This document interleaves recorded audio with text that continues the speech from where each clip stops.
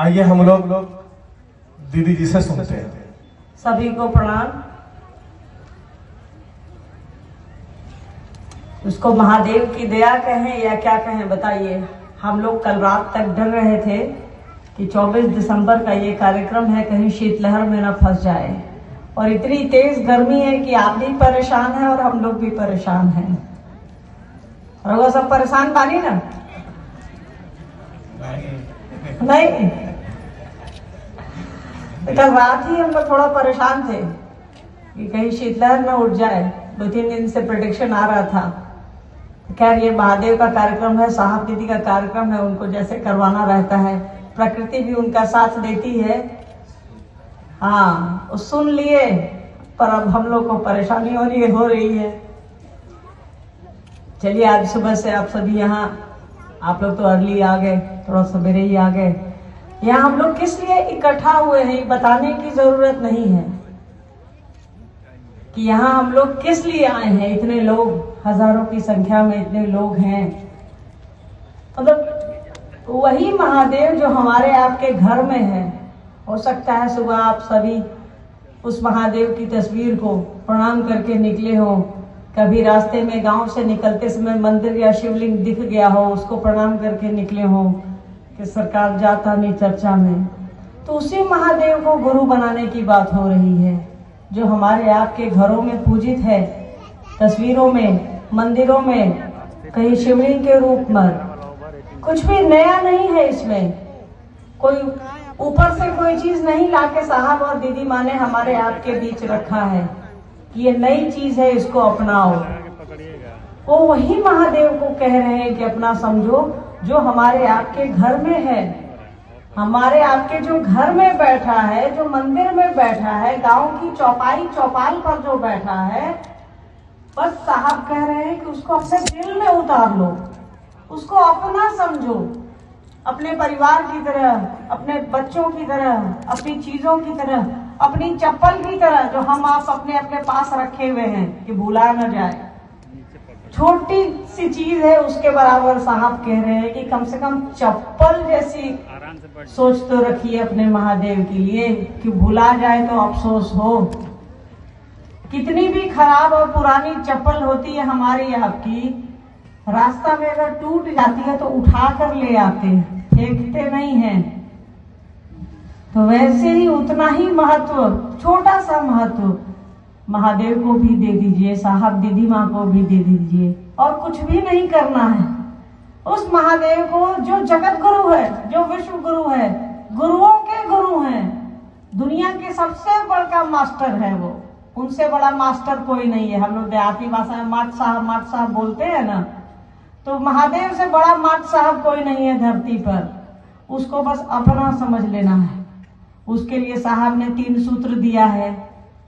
पहला सूत्र है कि हे शिव, आप मेरे गुरु हैं, हम आपके शिष्य हैं, मुझ पर दया कर दीजिए। तो जैसे उसको कहिएगा कि आप मेरे हैं, तो अधिकार बना लिए। कहते हैं ना, मेरा सामान है, मेरी चप्पल है, मेरा बच्चा है, मेरा घर है, मेरी जमीन है, हमार खेत है। वैसे ही कहना है कि शिव मेरे हैं, हमारे हैं।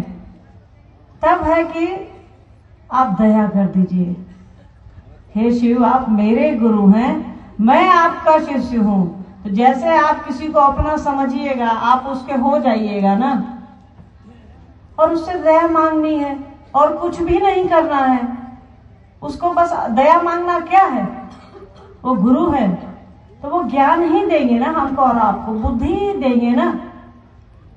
तो वो जो ज्ञान देते हैं, वो जो बुद्धि देते हैं, जो समझ देते हैं, वही उनकी दया है। उनको बस पहला सूत्र यही है।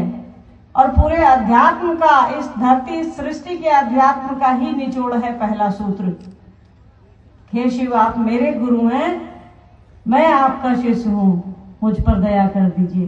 किसी को जैसे अपना समझिएगा तो उसका बड़ाई भी कर लेंगे। महादेव को जैसे अपना समझिएगा, जैसे वो अपने होने लगेंगे, जैसे अपना कहने लगिएगा, उसका काम करने लगिएगा, तो दूसरा सूत्र हो जाएगा। दूसरा सूत्र है कि दूसरों के साथ अपने गुरु शिव की बात करिए कि वो मेरे गुरु हैं, आपके भी हो सकते हैं। तीसरा सूत्र है नमः शिवाय से प्रणाम करने का। गुरु है, श्रेष्ठ हैं, गुरुओं के गुरु हैं, तो उनको हम आप प्रणाम ही करेंगे। उसके लिए उनका एक मंत्र है नमः शिवाय। नमः शिवाय से हम आप उनको 108 बार प्रणाम करते हैं। प्रणाम करने की 2-3 विधियां हैं। आप उंगली पर कर लीजिए, माला पर कर लीजिए, मिट्टी के दाने पर कर लीजिए, या फिर अजपा जप से आप शिव को प्रणाम कर सकते हैं। ये 3 सूत्र है, जिसको पकड़े पकड़े, जिसको करते करते हमारा और आपका मन जो है शिव की ओर चलने लगेगा। ऐसी सोच हमारी और आपकी होगी कि हमारा मन उस ओर चलने लगे। मन का चलना बहुत कठिन है भाई, वो साहब दीदी के आशीर्वाद से ही चलेगा। 3 सूत्र करते रहिएगा तभी चलेगा, नहीं तो मन एक दिशा में चलता नहीं है।